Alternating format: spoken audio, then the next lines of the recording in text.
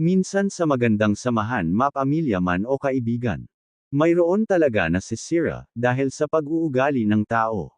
Maging ang Panginoon Hesukristo. Tumawag naglabindalawang apostol subalit may humudas pa rin, kaya magbantay tayo sa mga binibitaw natin salita sa kapwa, dahil di natin alam kung ano ang pinagdaanan o naranasan nito lalo na kung wala tayong embag sa kanila.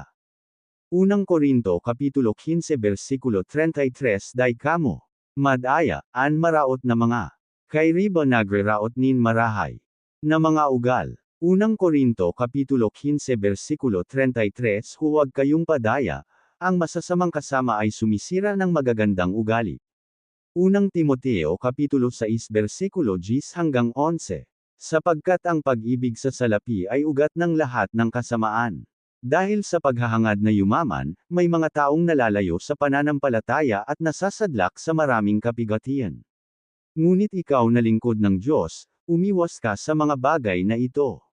Sikapin mong mamuhay ng matuwid, maka-Diyos, may pananampalataya, pag-ibig, pagtitiis at kahinahunan.